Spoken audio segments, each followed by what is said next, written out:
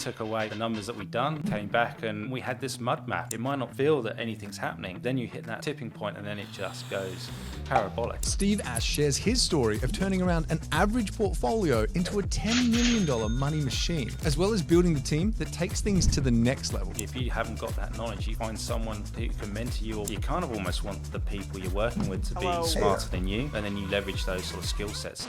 It's a good idea.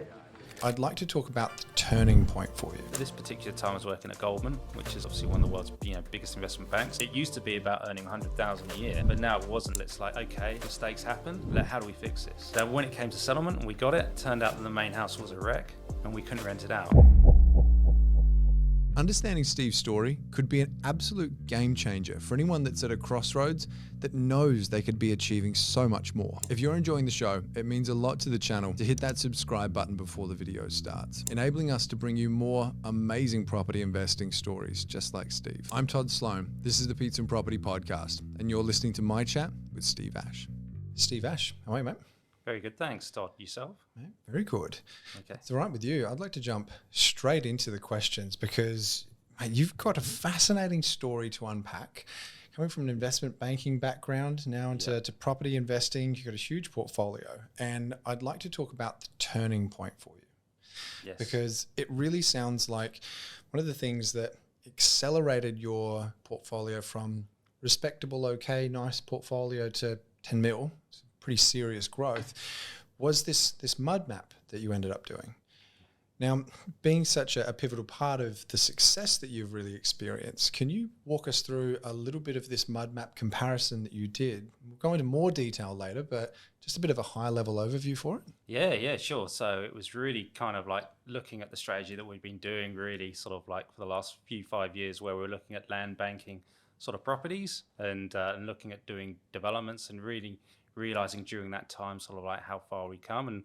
And then we sort of like, I remember we were in Noosa just on holiday, just talking about it. And it was really a bit of an epiphany, really sort of thinking about, okay, sort of had we not have done that and just continued on the same strategy, which we started on earlier on, where would we be? And the simple answer was that we'd have had probably 3 or 4 more properties and we'd be a lot further on with good capital growth at that sort of time. And what year was this? This would have been 2020. 2020. Just into COVID. Yeah. Right. Yeah.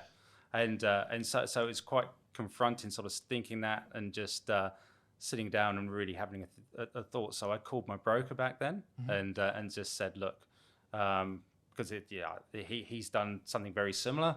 Can we sit? We've got all of this equity and money. Can we have a sit down and have a think of what to do? And so he took everything away, and he'd been our broker for 2 or 3 years. I'll say his name, Michael Shah. He's been on your podcast before, very successful Michael. Investor. So he took away sort of like the numbers that we'd done, and sort of like came back and we had this mud map, and there was really 2 sort of things that we could have done. We could have kept this property that we were looking at in Melbourne, which had had plans to do 5 townhouses. We could keep that and maybe buy 1 or 2, or we could sell that one and buy 7 or 8. And so, then it was just a simple question of looking at kind of the opportunity cost if we held the one in Melbourne or we pivoted to the other one. So 1 or 2 versus 7 or 8. Yes. So you're not talking about like 1 or 2 versus 3. Like, again, this is night and day. Yeah, I know. Yeah. And 7 or 8, we're not talking 7 or 8 buying studio apartments somewhere for $50,000 each, are we? No, we're talking $500,000, $600,000 houses. So we actually did all of the sums on $500,000 at 5% yield, and I knew that we could do better than that. So that's how it all came about. This is what I really like about your story, Steve, because I feel like it's almost this little sliding doors moment. Yeah, sliding doors. And it's such, I don't know if that's even a topical reference anymore. I'm probably really showing my age here, but it's... I use it quite a lot. It is a sliding doors moment, yeah. And it really is because, again, like still would have been great, still would have had a good portfolio, but just structuring things that little bit differently has made a huge difference to the end outcome. And I wanted to rewind a little bit because all of this is awesome, but can you take us back to a few of the early days of investing? Because I know you lost a little bit of money on one of your projects. Can you sort of unwrap a bit at the start? Well, yeah, for sure. So I came over on English, came over 2006, 2007. And unlike most people here, we did rent. We were renting in Surrey Hills in Sydney. But I just decided, I just got a 457 visa, so that's a temporary visa, and we decided to jump in and buy a property. And I had to get FIRB approval, which is a Foreign Investment Review Board. Yep. So it's pretty untypical to sort of do that. And I looked at a load of properties and jumped straight in, and without really knowing anything, just went to the bank. They gave me a loan, and so that was pretty scary. We were on the ladder and in Kroger, and that was the start of it. But then seeing it jump to 150,000 in a year, and that got me thinking. That's when I started looking at the forums and then started educating myself. And I saw all these things. Obviously, I didn't know anything about anything back then, and about financial structures. So I spent a bit of time educating myself, and I kind of read Somerset Forum quite a lot and started learning from that. And I managed to get in contact with a really good broker back then who became a bit of a mentor figure to me. His name's Richard Taylor, and he's a very successful investor. Richard Taylor, okay. Yeah, and it's really from there, sort of like the first sliding doors moment, because that's quite a good analogy that really sort of like set us up for success. Was we'd been in the Cogra property. It was an oversized, like 140 square meter with a mezzanine level, so it had a bit of a twist to it. So near the station. And we'd kind of outgrown that, been there for 3 years, and we moved out to the Hills District, so Balcombe Hills. Okay. And we saw that you could buy houses out there. So this was on 800 square meters, 4-bedroom. No, it was a 5-bedroom house actually, and we could get it for 685. And we just thought, well, that's a no-brainer. Say it's 25 k's to the CBD or whatever. And so we were going to sell Cogra and buy the Balcombe Hills property. And this is when Richard stepped in and he said, well, don't do that. Sort of what you can do is you can recreate the Cogra property as an investment property, and then have your sort of Balcombe Hills as a PPOR. He restructured everything, and then we remortgaged out the St George mortgage, and he talked about the importance of structure, which is absolutely critical to scaling a portfolio.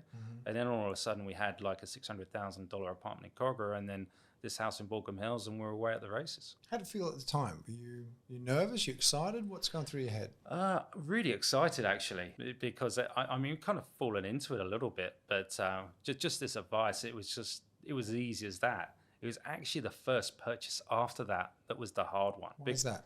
Well, it was because it was, okay, so we've got the two, we've been living in them, we're quite comfortable with that. Then what's the investment strategy to do that and go out? So at the time, again, reading, it was what do you do? And there was a lot of value. I remember going out and having a look at Blacktown and looking at houses there, looking at units in Lake Ember. So it was a bit of analysis paralysis, a lot of information out there. Then how do you take that next step and then go and get something else? So that was what I kind of found a little bit tough,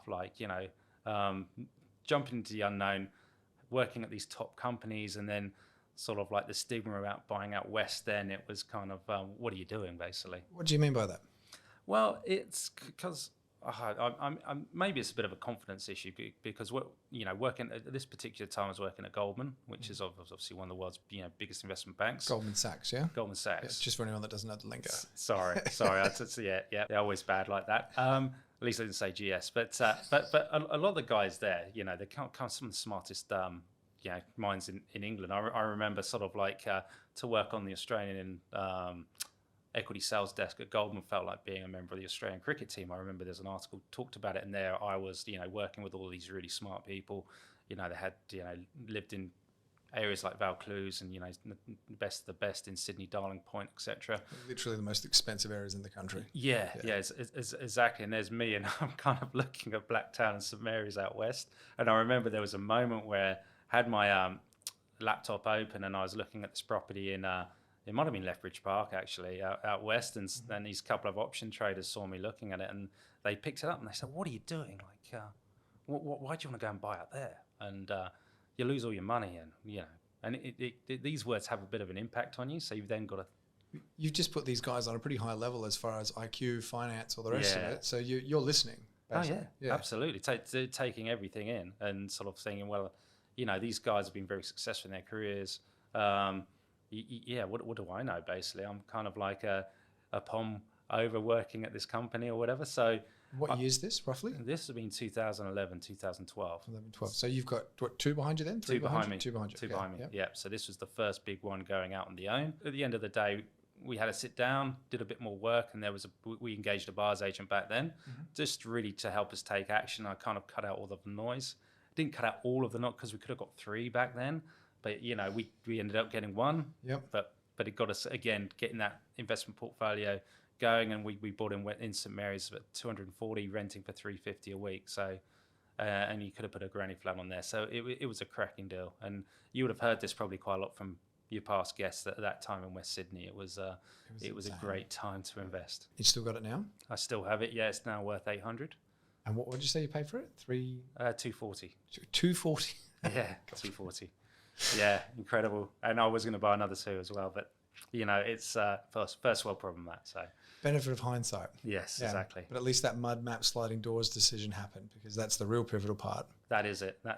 And we were away, and and that was great. And probably around that time, that's where kind of like the first sort of, we were just aimlessly buying properties, and we kind of like our accountant, a friend of the show, I believe, KHR Partners, Manzoor Khan, sat down with him. He's been our accountant for quite a long time now. And we just sat down and had really the first discussion. But this wasn't really a mud map. I suppose but it was kind of like, crystallizing what you wanted to do from property. And what are you trying to get out of this? You're just going to keep buying property. What's your end goal? And we sat down and came up with a brief plan, which was, we wanted to pay off PPOR, and we wanted to get 100K in passive income. And so we calculated that to be $2 million worth of property with a 5% yield. So 50,000, 100,000, and so 2 million. 2 mil freehold? Yeah, 2 million freehold, and then the property paid. Our mortgage was about 500 at that time. So that was the sort of plan we looked at, and we were working towards there. So that was kind of smash past that. We did smash past that. Yeah. Is that famous comment? You sort of overestimate what you can do in a year, and then underestimate what you can do in 10 or something like that. And we haven't had Manzoor on the show. I'd like to chat with him, because he's a pretty accomplished investor himself, isn't he? He's a very accomplished investor, but I think the great thing with him, he's a very humble guy, and he's very, very low key, and just talks a lot of sense. Every word he says, you listen to. There's so much wisdom in there. That's what I wanted to ask, because it sounds like you're no stranger to building a team around you. Yes. And is that more like the Goldman Sachs influence, or is that just that's who you are as a person, of like, I'm not the best at these other things, I'm going to surround myself with people that are? Or? Yeah, it's a critical point, and it's something that was kind of, I grew up playing a lot of sports, so I'm quite used to being in a team environment, but also sort of like in the workplace, and then sort of leading a lot of big projects. You kind of almost want the people you're working with to be smarter than you, and then you leverage those sort of skill sets. And one of the things, going back to the Summersoft Forum, it's a bit of a recurring theme, is they used to do these interviews, and there was about 15, and almost the same sort of like comment came up in each of the interviews, which is build a good team. And so I know a lot of people just get in and buy, but that sort of resonated with me, and that's kind of where the first kind of step was made, which finding the good broker, which was Richard. But then that came in, like you got your buyer's agent, your accountant, your solicitor. So I always thought, I've always been pretty comfortable being sort of like someone who pulls everything together. And so I try to find the best people in the discipline. Sometimes it doesn't always work, because you might have, for example, Richard, who is a bit of a developer, like, small lot developer, knock a house down, build 3, sell 2, and then pay down the debt on the other one. Might be at sort of odds against maybe sort of like a cash flow investor like Manzoor and say Michael. And so sometimes you find that bit of clash, but then it's good though from your point of view, because you can hear these different opinions, and then at the end of the day you take those opinions and then you take action and do what's best for you. So I used to love hearing these differing sort of viewpoints. That's exactly what we always focus on, is there's not one way and there's only that way. There's all these different ways, but it's about finding the sections that actually work for people, because not everyone's situation's the same. Not everyone's goal's the same. So of course there's not going to be one like cookie cutter approach that's like, this is all you do. Yeah. I think probably a few of the only ones that are like, you probably really got to do this is earn as much as you can, because the more you can earn, the more you can, the more rents you've got coming in, the better your serviceability is going to be. Yeah. And then grow as much equity as you can. Yeah. I don't think I've ever heard anyone refute those 2 points. I think those two are pretty solid in there. 100%. But then it's about what levers you pull to make those things happen. And that's where all of the difference really comes into it. You're surrounding yourself with people that are showing you different levers that you can pull, and you're like, okay, this one sounds good. This one sounds good. That one, no, I'm going to leave that. Yeah. And I wanted to talk a little bit about the development side of things as well, because it was Logan Lee from memory. Have I got that right?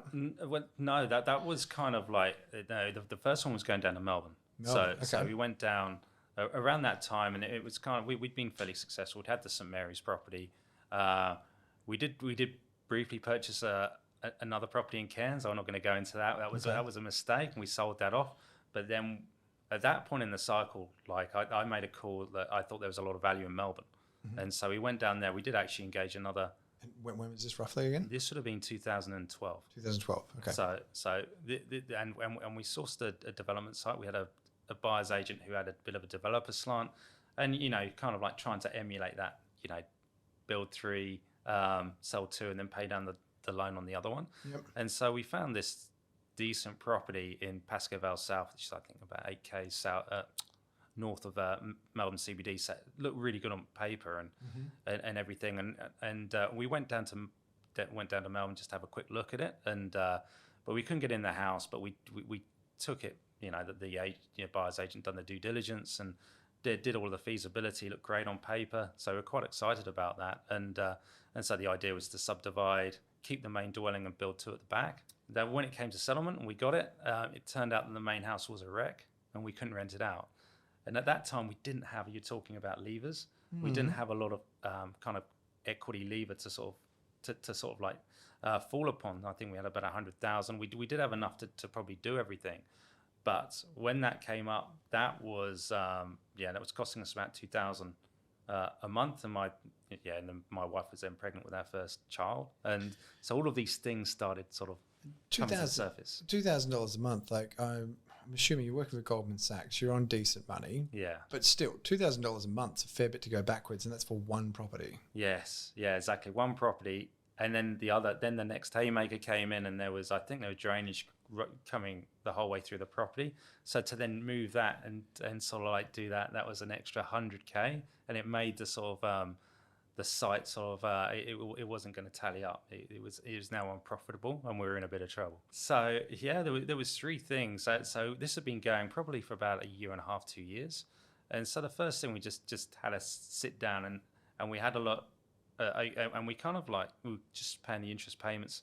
Maybe a little bit of fear, just keep doing that. But we tackled this head on, and we looked at sort of like what we could do to maybe get that, rented out and sort of profitable. So we had like renovate it because it was in a bad state. Yeah, renovate it so we could maybe get a rental income from it, and then sort of like live to fight another day. Keep doing the plans and see what we could do at the back. Turned out to be 100,000 renovation to try and get It was that bad. Had proper problems there. Yeah. I mean, all the photos that we got, it looked okay. So we had that. So it was then weighing that up. That was the first point. So it's 100,000 to get this fixed up, rented out. So because that 100,000, that's going to go into a property that's then going to be knocked down.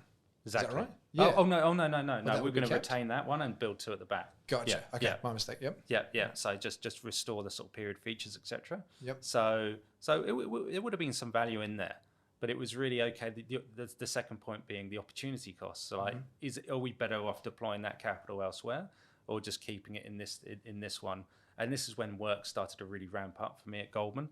So I didn't have a lot of time to really spend a lot of time looking at this one. Plus, you've employed a buyer's agent to.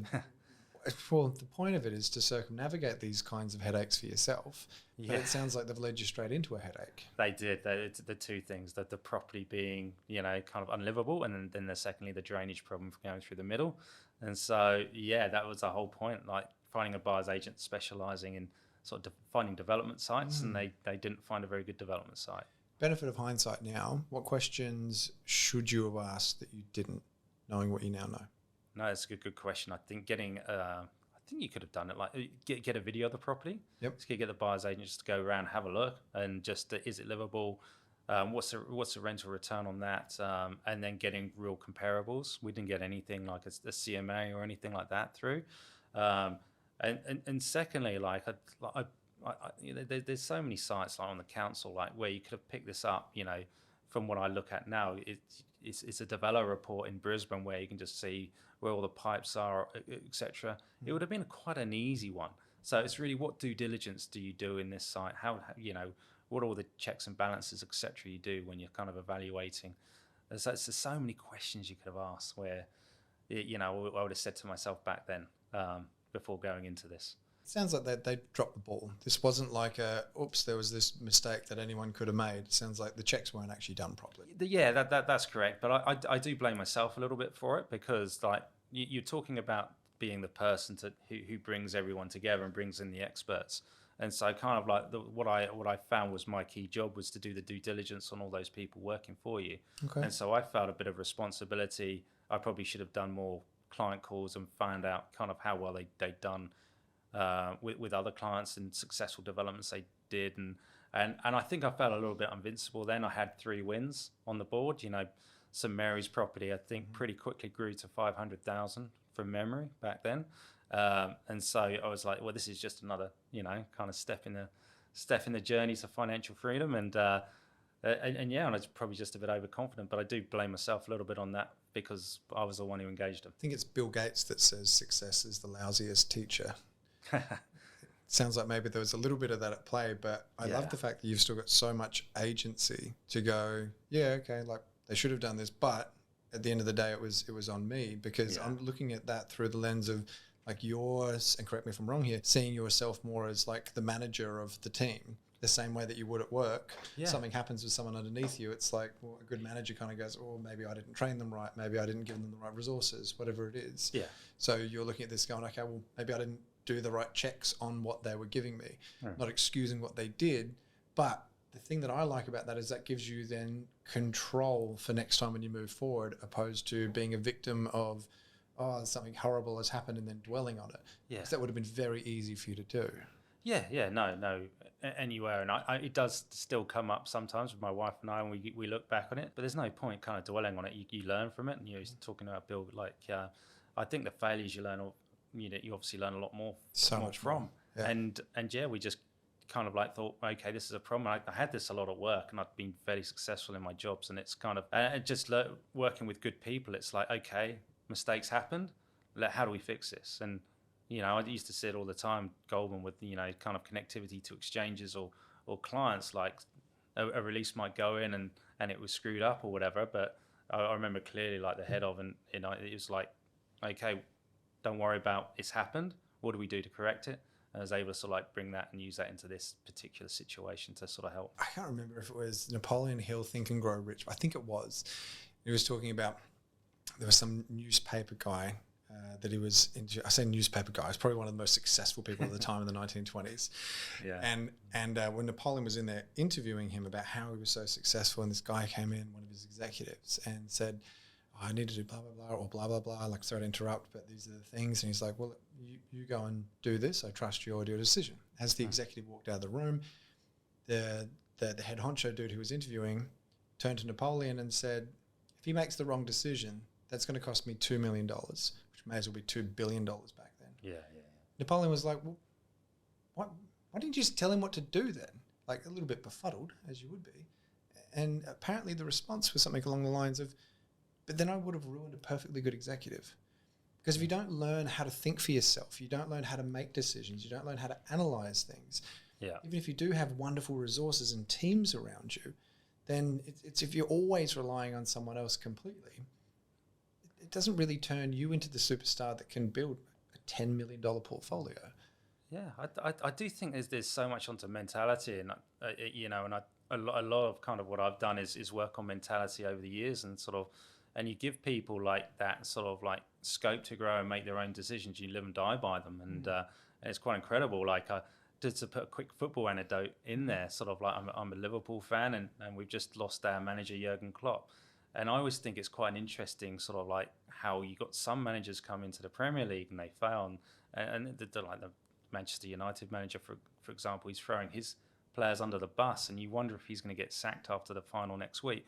Whereas Klopp's always bigging up his players, and he's kind of, I'm sure there's a lot that goes on behind the scenes, but that confidence, you can tell they love him, and that he gives to them. And I think it's the same in all of these kind of really good motivators and managers. Like if you're a micromanager, it stifles people. But the last few places I've worked, you give people freedom, and they always let them surprise you, and they generally do. And so that's been on the journey and stuff, and just trusting those individuals and the people I've worked with. They've generally come up trumps. Back then, sort of like, it didn't work, but okay, I don't use these buyers agents again, and we'll find someone who can do the trick. And if you treat your property portfolio as a business, it gives you more control as then the managing director, the CEO, the head of your own portfolio, to then have the confidence to go, no, I'm in charge, and I'm leading this, I'm doing this. Yeah. So what was it that then led you to the point of the mud map, the pivotal point, the sliding doors? Yeah, so in that time, I mean, we got back on track. We bought a couple of properties in Loganley, which have been good. We maybe paid a little bit over the odds there, but they're kind of pretty good properties near the station in a good zoning area, and we're just holding those. So that was good. And then after that, we had our son. We moved from Sydney down to Melbourne, and at that particular time, we bought another sort of development site, probably thinking, didn't learn from the mistakes, but this one was in a suburb called Reservoir, and this is important because it sets up for really the big sliding doors moment. Okay. Now, sort of at that particular time, because I'd left Goulburn and I've gone to work on for the Superannuation fund, so Australian Super, and I took a bit of a pay cut. I just kind of wanted to spend a bit more time and enjoy sort of being a dad. Yep. And the portfolio was looking pretty good. I think we had five at that particular time. And I thought, okay, we didn't actually have that much serviceability, but we had a lot of equity. And so we put a lot of equity, rather than go out and buy cash flow properties, which is probably what we should have done. I thought at that particular time, there was a lot of rezoning happening in Melbourne, and we decided to get in a place called, it was a residential growth zone, which was north of Melbourne in Reservoir, get one of those sites where you could actually have a house, you could rent this one. So we at least we learned from that one. Yep. And it was zoned for 5 townhouses. So and what year was this again? This was 2016, 17. 16. Okay. Yeah, around then. And so bought that for 840,000. Had a loan of about 400. We could only get a loan of 400,000 that particular time. So I thought, okay, we'll try and knock it out the park with a capital growth property. That was the thinking. And what was the reality? The reality, I mean, we didn't do badly on it, but we did the plans on that one. Few sort of dramas, and I was going to pair with a developer in Melbourne to do that. But at the end of the day, when we looked at it, like if we did a joint venture, for example, on that one, there was about 500, so it was a 20% margin in that one. But I'd have to split that in a joint venture. So I'd be putting the funding up, and he would do the development. That was kind of like the gig, and you'd come away with 250,000. And sort of like at that time, we'd done the plans, and there was a bit of a trick. I don't not big up, but we reconnected with our broker Michael then, and so he set us up, and he did all the loans. They did some refinancing initially with Loganley, and but I saw his pro because I knew Michael's story from back in the day. Michael Shah, sorry. Yep. And we talked, and I got to know him quite well. And he had 12 properties, I think they're all in Loganley. I think he called his son Logan. So much of a Logan diehard he is.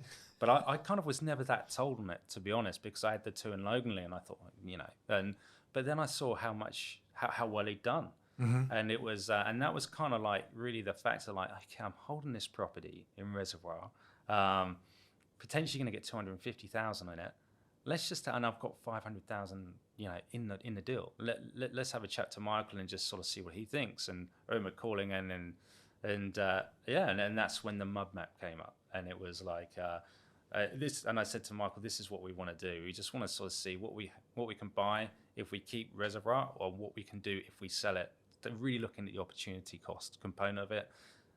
We've got all of this equity. I'm now earning a lot more money. My wife's now working, so the serviceability is looking better. So let's just see what we can do."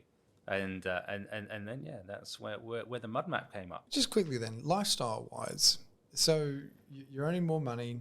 Your wife's working again then, you said as well? Yeah, she was. Yeah. So she's working. So the household's bringing in some good income. Yeah. What was it that still made you go, no, let's keep investing? Why didn't you go like, actually, no, the Lamborghini dealership's down the road. Let's dead ourselves to the eyeballs and get like, What's that personal sort of philosophy? Yeah, I mean, it's a good question, and it's going to be a bit of a lousy answer, but well, it's more the fact that it almost feels like a bit of a game, and kind of like going back to that sort of Manzuro sort of plan. I mean, we blew that out the water with the 3 properties that we had, and then with Reservoir in the mix there, and it was like, okay, what are we going to do? Let's just see how much we can push it, and let's just kind of just see how far we can go with this. So you're just enjoying it. I love it. Yeah, I love talking about, there's a lot of people, hear it on all the podcasts. I'm passionate about property. And so, but I just more passionate about the process and kind of how, how you can put things together. And you just get addicted to it just on how you can do it. And it was amazing to sort of see how we could get all of these deals done and push it through and how much we could grow it. And I've got to admit, there was another part of me, and I've got to be, oh no, I think I can say it. I did want to get that financial freedom. So the financial freedom for me wasn't about, okay, I'm going to earn. It used to be about earning 100,000 a year, but now it wasn't. It was more about being able to do what I wanted to do when I wanted to do it. And I think there was another quote, I think, on the forums years ago about like how this guy had done all this commercial property, and he did it within the mind so he could actually say to his boss one day, thank you, but no thanks, in probably a more spicier language. And so that was kind of what was driving me. And I had a few dramas actually in my job at the time here in Brisbane. Some really, childish behaviour from some of the management that was going on at that particular time. And that was the other thing that really thought, right, I do want the financial freedom. I don't want to kind of put up with this anymore. I'm pretty sure you retired the day I called you. You did. Yeah. You did. I was like, what's going on, Steve? Todd, for Pizza Property, what are you doing? You're like, I'm just retiring at 2 hours. What are you doing? I mean, that's a true story, and it was quite surreal. I retired from corporate. It's probably the better way to do it, because you're not on a beach and doing nothing. Yeah, I can't play golf every day or being on the beach. I need to do something. But at that particular time, that was it. And you caught me just at a time where it was like, I think it was on the Thursday, and it was like, really, that's it. I'm done. So you're not sitting on a beach, but no. You've left the corporate world. Yes. Now you're actually going down the buyer's agency path yourself. You're helping other people now at the moment. Yeah. But before we get into kind of that, I want to actually ask you, talk me through that feeling, because this is a feeling that unfortunately not everyone is going to feel. Everyone wants to feel it. Being able to actually say, I don't need this anymore. Thanks, guys. Bye. Yeah. What was that day like? It was a bit of an anticlimax, to be honest, because it was like, this is gonna sound a bit sad actually, but I was looking for things to do, and I couldn't, like, and it was great. You'd be jumping for joy, and you see all these adverts where they're kind of like running around in their dressing gown, drinking margaritas or whatever it might be. I don't know, but it was really like my wife had gone to China because her grandma was ill, so I was actually in the house on my own, just with my dog, and it was like, okay. I remember just doing a quick video just to capture my thoughts, because I thought that would be interesting. I rewatched it back, but I was almost like, yeah, I've retired, and yeah, what do I do now? And I turned on the box, or the TV, sorry, flicked around, and I think WrestleMania was on. Okay. And I had nothing else to do, and I ended up. You're a wrestling fan, or no? I'm not. Yeah. But okay. I just had nothing else to do, and so I watched WrestleMania. This is not the answer I was expecting. No. But it really was. And then the next day it was it started hitting home, and but it was really the next Monday where, okay, what do I do now? And I was so, anyone who kind of knows me at work knows how busy I am and how hard I work. But generally it would be, okay, sort of like 8 o'clock I'd start my calls, and I'd have everything doing. And I remember like making a to-do list, and like, okay, I've got to do this, and this, and I started doing them one by one. And so it's taken quite a long time to de-stress, but all the time I'm thinking about it, and it is incredible feeling, like not having to sort of get back and rush back to a call, or I'd be at lunch with my wife, for example, and I'd be like, hurry up, I've got to get back to a call to talk about look through it for superannuation funds, etc. So all of that's gone, and that was that was the quite surreal moment. But I'm guessing I'm not selling it for all of those people who kind of like want to get into this position, but that's what it is. That's the real feeling at the time, though. Yes. And I almost liken that to, and I know I've spoken about this on the show before, it's almost like a gold medal syndrome. I don't know if you've heard of that before. I have, yes. Spent all of this time just going to this one moment and you win. And there's this brief little fleeting, wonderful euphoria. And then it's like, well, what now? And if you've been working your investment banking, you're not doing 38-hour weeks, I'm assuming. No. That's a job you live and breathe. Yeah. There's a certain transitionary period that you've gone through, and it sounds like there is that anticlimactic feeling that comes with it. Yeah. But if you could answer this just for anyone going, well, what's the point? Would you change it? Would you have it any other way now? No, because that's really kind of like freed up the next chapter in your life and what you're going to do there.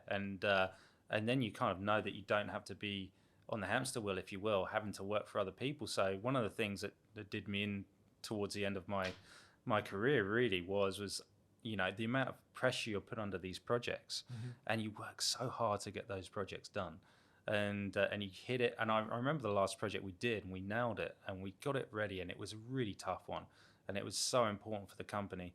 And we nailed it 2 weeks before, and then a week before, I remember like the project manager was getting the next one ready, and we were told, you know, you can have a bit of a break, but no, it's straight into the next one. So it's kind of like the king is dead, long live the king, you know. And but that was how it just kept going and going, and then all of the kind of rhetoric you were getting about the project that was successful, it kind of like the whole way you're being pushed, this is so important, it can change in the lives, helping the members, etc., etc.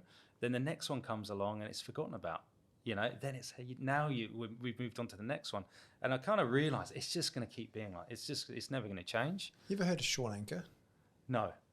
I'd love to get him on the show. He's author of this book, The Happiness Advantage, and he's got one of the funniest and informative TED Talks I've ever seen. And he talks about this, of like, you've met your sales target. We're just going to change your sales target. It's like the goalposts for happiness are just always shifted as soon as you reach them. Yeah. And it sounds like, well, that's exactly what it was. It was always destination driven rather than journey driven. That's what I'm hearing. Exactly. And it's kind of how much value you're having. And that was another sort of epiphany, if you will. So I know that there's some projects that were coming up, and they're big projects. But again, like, I didn't want to sort of, I'm 47, and then I know I could nail these projects, you know, and it'll be another 5 years. But where have I grown? Like, where personally have I done? I know I can do it. And then I'm going to be, you know, 52, and I'll be in the same position I am now. And I kind of think you need to keep growing personally. And while it's amazing to have that financial freedom, now you can actually take that and then do something else where you're passionate about, and where you can actually challenge yourself, and you get out of bed and you're excited. And that's actually been one of the big things. I mean, I genuinely love what I'm doing day on day at the moment. I did enjoy the jobs. There were times at Goldman it was tough, but it was enjoyable. And at the superannuation funds, for example, it was tough, not very enjoyable some days. But yeah, you just kind of lost that. I was starting to lose my mojo a little bit for it, and you kind of know you've got one chance on the earth, and you need to do something that you're passionate about and gives you some meaning. So this mud map, I know we don't have time to go into all of it, but I know we're also getting to the pointy end of things a little bit. Can you give us a little bit more detail on what someone needs to start thinking, what questions they need to start asking themselves? Like, how does someone start even looking into something like this? Well, yes, it's a good question, and it's a bit daunting. And something I hear quite a lot is okay, you've got, you know, an 8-figure portfolio, but you kind of invested during the perfect time or the best time. Well, I kind of like, it was exactly, I used to get all of the same sort of comments back then. So like in 2009, well, not to me, but other people, like, you know, well, you've just had like 2000 to 2009, you've had the best conditions ever. Perth boomed, and, you know, Sydney had a good period at the start of that decade. So it was easy. So I guess one of my point there is it's never, you know, there's always a good time to start. So I think that the important things to start moving forward is do what we were just talking about, and it's building that team. And so if you haven't got that knowledge, you find someone who can mentor you or give you that knowledge. And that's the good thing about, you've got your podcasts out there, you know, there's a wealth of information there. you've got the forums. There's a lot more information out there, and it's really just taking those steps and getting educated and then looking at it. If you've got credit card debt, or there's not a lot in the bank, then kind of looking at that kind of financial sort of literacy in getting your house in order, and then just working on a different sort of mud map, which might be sort of, how do I get my house in order? How do I look at what grants the government offers and become a first home buyer? Do I rent vest, or do I look to purchase my own property? And who are you asking most of these questions to? The accountant, the mortgage broker, financial advisor, like? Well, yeah, I always think the most important person, sort of like, in this is the mortgage broker, because they're the financial pair. At the end of the day, this is a finance sort of game. And one of the things I'm looking to sort of do, so kind of like the titles of buyer's agent, property strategist, and I think property strategist is getting a little bit more sort of kind of like, is getting a little bit more airwaves now. But the kind of thing I'm looking to do is partner with some of the best brokers out there who've got that experience to sort of scale portfolios and produce those mud maps. But then sort of like taking, okay, you can borrow X amount, and then with a property strategy element, sort of tell you where you can deploy that capital and how you can scale a portfolio similar to what I've done, or the broker's done, or the accountant's done, etc. And everyone in that team having kind of been successful on that property journey and scaling big portfolios. Okay, so this isn't someone sitting down and going, yeah, I got this, I'm doing my own mud map, go, I'm set. This is about, again, going back to the team, and then using each member of the team and their specific skill sets to create the mud map. So taking that sort of like, so working with that broker, finding out kind of how much they can borrow and what sort of structures, and then bringing that to, say, myself as a property strategist, and then you can actually sort of find the assets that align, so you can actually scale that portfolio. I think there's a few people doing it, but not many. And I know there's a lot of confused people because I work with a load. And just during my time, there was a girl who I've worked with for the last 3 or 4 years.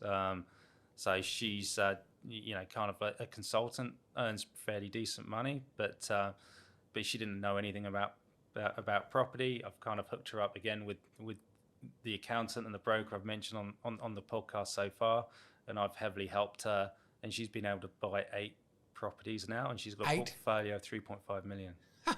Yeah. We're going to have a chat with her later too. Yeah, no, I was talking to her a couple of days ago saying your story is more powerful than mine. That's incredible. She's an absolute gun. Yeah, right. And like I said, getting to the pointy end of things, but before I ask this final question here, I want to just summarize that a little bit. Yeah. Because I think it is very easy to go onto a borrowing power estimate calculator online. There's 1,000 of them out there. Yeah. To then start going onto realestate.com and starting to put this together yourself. Yeah. But to really emphasize, this isn't something you do yourself. This is something that you do with the team. Yes. This is something that if you want to get these kinds of huge results like you've gotten, it's really about being the director of the team of your property business. Yeah, that's it. I'll give an example. Like, I was speaking to someone today, and she came up and she's wanting a buyer's agent just in Brisbane. And I said, so kind of what are your end goals? What are you trying to get out of property? And she goes, I just want to buy a $900,000 property in Brisbane. I want to get the best house I can get. And I said, okay, but what do you really want out of that house? Yeah. What are you trying to do? Okay, you've got borrowing power to 900,000, but what are you trying to get out of it?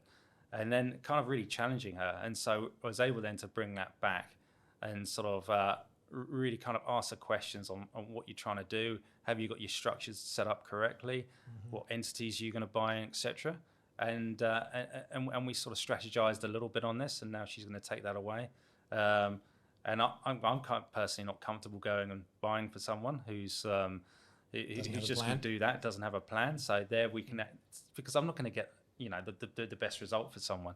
So now she can take that away. I've hooked her up with some really good folks, and we'll come back, revisit that, and sort of see how we can then put a plan of action in where she can do something that's similar to what the woman I'd spoke to is, and maybe have a $3.5 million portfolio, hopefully herself, in a couple of years. 3 years, sorry. Mate, there's a final question that I want to ask, which I'm probably going to get you on for a whole nother episode to actually pull this apart, because something that you said on that for a first or second phone call, I've chatted a few times now. Yeah. You turned a $250,000 superannuation fund into 1.2 million in 2.5 years. Yeah. Now that's obviously got some debt attached to it, but even if we take the debt out, from memory, it's like 600 grand, 700? 600, yeah. Six is, So cash on cash over 100% that we've made on that. It's a phenomenal. can we talk a little bit high level about that? Because holy crap, that's good. Well, yeah, yeah. I've worked for the two biggest superannuation funds, and so it's always quite ironic a little bit where, okay, I work in the investments division, and I've got a self-managed super fund.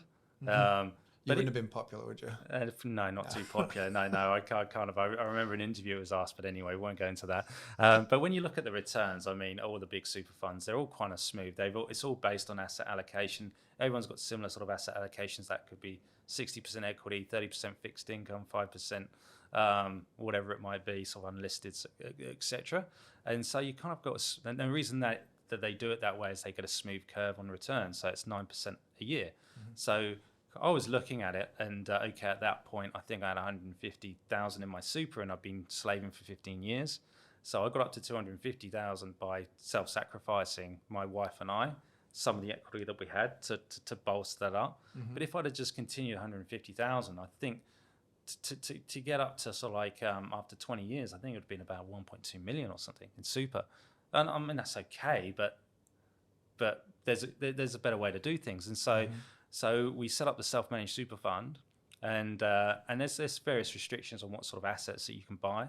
So you're generally looking at nothing that you can renovate, etc., or develop. It's just a very boring vanilla property with a decent yield that's fairly new. Yep. And then you buy that and set and forget. So the first property we got was a duplex, and that was purchased for 630. And at that time it was renting, so two sides of the duplex, 620. That's now worth 850, and the combined rent's 900. So we've had that massive rental growth, and the great thing about it is that you can, they're on P&I mortgages, they're getting paid down, and you can then accelerate the payments down. So you looked at doing it the salary sacrifice way, or not salary sacrifice, but putting money into your super yourself to get to 1.2 is going to take 20 years, did you say? Yeah, I reckon it'd be longer than 20 years the way we were going, and then you'd be in your job, of course, because you've got to earn that money in your job to get that sort of, I think it was 13% super payments we were getting to get up to that sort of amount. So whereas doing it this way, even though there's debt attached, but the debt's being paid down because it's not interest only, it's P&I. Exactly. So you've done it in 2.5 years. About a year and a half after we bought the duplex, we had about, I think it was about 100,000 still in there. So we used about 150 for the first one, for the duplex. Yep. Actually, it was less than 100. We salary sacrificed a little bit more. So we thought, okay, we might be able to pay the debt down on this, and it'll be, unencumbered. Like in, I think it was 7 years, I think I calculated it, if we'd done that and smashed the payments down. But we decided just to use that for another deposit for another property in the self-managed super fund. And this was one in WA that we got. Purchase price of 410,000, smallish loan on that one. And again, I think it's now, that particular time, I think it was renting at 510. Now it's renting for 570, 580. And that's now worth 550, I think. Unfortunately, my former employers, like, I've absolutely killed your returns in 2 years. and I feel like there's going to be more and more of this, because I just think that it makes sense. It's not spoken about much. We don't speak about it much on the show. We need to start talking about it more, because that's phenomenal. And what you've just said doesn't sound like it's this kind of like wild, out of the box, like massive skill set, massive risk, massive No. You've talked about something that, to me, if we had time, which again we'll probably talk about it another time. Yeah, it's going to be more step by step, process driven than something that a lot of people probably could do. They're just not. Yeah, they could do. I mean, there's a lot of dead money in super. I generally need about 200,000, I think, to set up the self-managed super fund and then buy the asset. That's kind of like the rule of thumb that I've been working for. There might be some sort of cases like lower or higher than that, but yeah, there's no reason why you can't just do that and then buy an area that's maybe about to go. There's a lot of newer houses, say in Melbourne, for example. The rental yields are coming up, and there's opportunities around Brisbane. But yeah, anyone can do it. There's about 3,000 to set up the self-managed super fund, and getting the lending's not as complicated as it looks. There's a lot of savvy brokers. I know Michael can do it. That can get this set up for you. You've got an awesome story, Steve. You really Thanks. do. For anyone that's listening right now, that's been inspired by it, that's thinking, I want to build something like he's done. I don't want to build a $1-2 million portfolio, which totally respectable. But let's say they're really wanting to shoot for what you've done. Yeah. What's an action step they can put into practice right now? Pull out the headphones and get started on a similar path to what you've been on. Yeah, it's a good question. And it falls back to a little bit what I was saying. It's get educated to start with. Don't just jump in and buy the first thing. Just really, spend a bit of time, listen to the podcast, look at Property Chat, which is obviously the precursor to Summersoft or the after one, I should say. And just keep getting educated. Talk to people. Just find out a little bit. Get educated and see what you can do. But I think one of the things for the longevity, and it's something that's so important, is that property investing is easy, but it's not easy, because and this is kind of where I've come a cropper, because you got stuff like the developments that come up. Commercial is very lucrative, but sometimes it's not kind of for everyone. But just buying bread and butter, simple properties. That yield quite well in a simple strategy, it's sometimes quite hard to do. So it's actually doing the little things each day. There's a couple of good books on this. It's kind of Stephen Bartlett talks about it. I was going to say, what's a favorite that comes to mind? Well, there's two. There's a Stephen Bartlett, The Diary of a CEO. He talks about it, and he got me onto this book called The Slight Edge by Jeff Olson. And it's really just doing, and it's the same in everything. It's the same in your health, what you eat, your job, everything. And it's kind of like, okay, if I'm going to get to 10 million portfolio and you're starting from zero, you're not going to do that in 2 years, 3 years. And that's what I say to this girl. You're doing well, it's 3.5. But if you keep doing those things constantly, A, you get more informed and you get better at it. And B, like, it just naturally compounds. It's like, I think it's Warren Buffett, for example, sort of after kind of most of his wealth has been earned after the age of 65, and that's because compounds working on in his favor. And it's the same with this. All of that little work, it might not feel that anything's happening, but gradually then you hit that sort of tipping point, and then it just goes parabolic, if you will.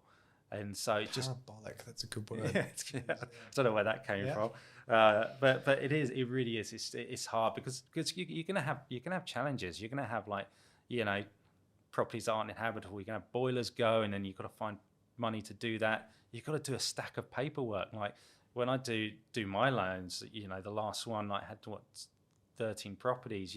It's getting all the kind of rental statements, and you've got to do that. It's a grind, but those are little things you've got to do to do it. There's kind of things that aren't talked about too much. So it really is get educated, but keep doing the same things. And I think it's these podcasts. What you do is great, because you can hear from me, or can hear from whoever, the amazing guests that you get on, and you can take, well, that didn't really work out, or that was something that they did wrong, and then just don't do it, and just stay the course. If I was to put it in 2 words, consistency and focus. Yes, it's good 2 words. Consistency and focus. Steve, we've arguably arrived at the most important question of the entire show. Steve and Ash, what is your favorite pizza? Favorite pizza, probably the hardest one. Well, this might be a first for you, actually. Okay, because I'm interested. Yeah, because I actually got a recommendation for my favorite pizza from your podcast. Really? Whereabouts? So it's in Noosaville. It's 250 Grammy, and it's this little Italian place. And I was looking for places to eat when we were on holiday there, and you were saying about, I can't remember what guest it was, but his favorite pizza was 250 Grammy, and I really wanted a pizza, and I hadn't had many good ones, and we had there, and I had this Parma ham pizza. God, it was so good. So 250 gradi, is that like the same as in Melbourne? They're 400 gradi, and I think there's 350 gradi in Adelaide. Is it gradi or Grammy? Or Grammy. Grammy. Must be something different. I can't remember who the guest was, but it was definitely from this pod. That sounds so familiar. If you know who it is, please comment below. I can see it, but I can't actually remember exactly. But it's also been a big day. And it came up with massive pizza, and it was really good. And the only problem with it was so big, and we filled us up, and everyone was getting these kind of Nutella pizzas as their sort of afters, and I just didn't have enough space for that. So that's going to be another one. But yeah. That one, if you're in Noosa, go to Noosaville, 250 Grammy. God, it's really good pizza. Steve, you've got such a good way of putting a complex subject into easy language. You talk about property from I think, a very different kind of perspective because of your background as an investment banker. But it still comes down to a lot of common sense, kind of common knowledge. But the way that you manage risk, the way that you approach building a team, the way that you've actually built everything, I think there is so much we can learn from you with this. And I'm just very thankful and appreciate you coming on the show, mate. No, thanks for having me, Todd, and keep doing the good work. It's really enjoyed every minute of this, so thank you.